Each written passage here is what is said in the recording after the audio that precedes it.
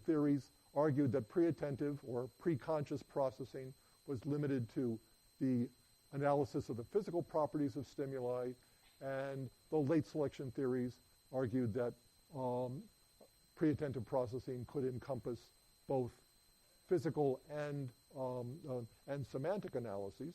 Okay, automaticity tries to get through that, but we'll see the importance of this question later on when we talk about the question of subliminal perception or unconscious perception. How much perception can you get unconsciously? For how much do you need consciousness for? So that was what a lot of that was about. And we talked about automaticity and how we define an automatic process. Gave you some examples of automatic processes in operation. But the the point there was that some theorists claim that our behavior is almost entirely the product of automatic processes, which means that A, we are very close to being zombies, okay?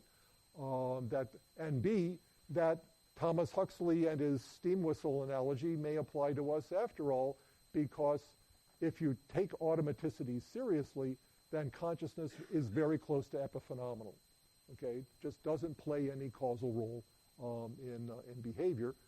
And I talked about this process dissociation technique that actually allows us to make inferences about the comparative power of controlled and automatic conscious and unconscious processing in behavior.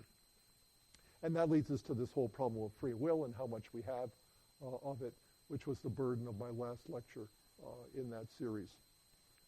Moving right along, okay, more philosophy in Revensuo, okay, mostly having to do with neural correlates of various kinds. But every one of these theories is, in one way or another, a response to Descartes. So the guy's got lasting power, right? 500 years later, we're still talking and using the vocabulary that Descartes gave us. And then finally we ended up with this discussion about conscious versus unconscious mental states. The issue there is it's hard enough to know what a person's conscious mental state is, okay? How are you ever going to know what a person's unconscious mental state is, where he can't even report on it to you via introspection, precisely because he's unconscious of it, okay? But it turns out we can do that.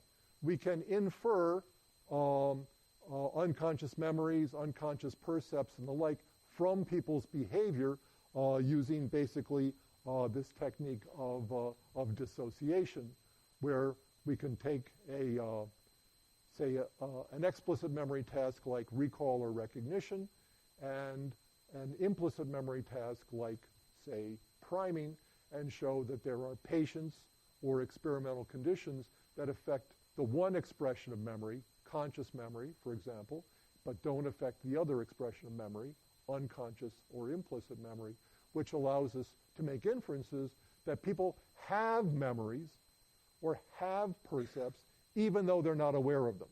Okay, that's what an unconscious memory or a percept is.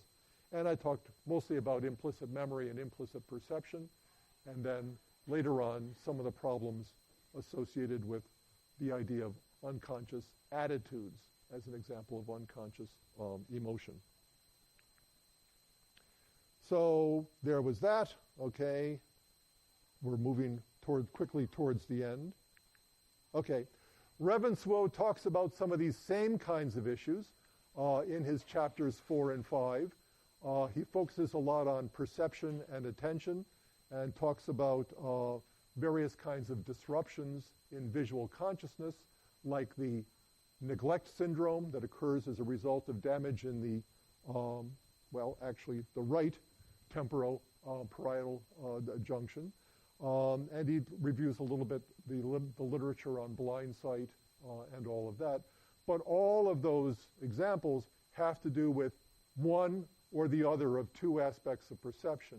First, disruptions of conscious attention, conscious perception by manipulating attention in various ways, and also the question of how much perceptual processing you can do even though you don't have, even though your visual consciousness has been disrupted. So that's basically that. There you go. That's the end.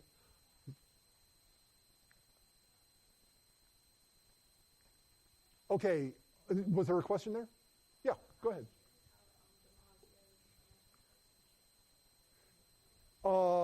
Yeah, somebody else asked that on the course website. Damasio's anti-Cartesian, and you can tell he is because of the title of his book, Descartes' Error. Okay, and Damasio goes after Descartes for trying to separate mind and body. And what Damasio argues first as a neurologist is that the brain's critical for consciousness. You can't separate mind and body. And the other aspect that Damasio goes after Descartes about was that Descartes basically ruled emotions out of the study of consciousness. And Damasio is very, very, very clear in his own mind anyway, that emotions, conscious emotional states, are the product of bodily processes of various kinds. So again, it's just another example of how you can't have this separation of mind and body. That is Descartes' error. Yes?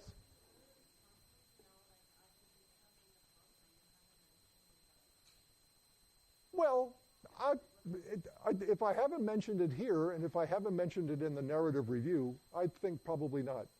And if I hold you responsible for something like that, it's probably a mistake. Yes?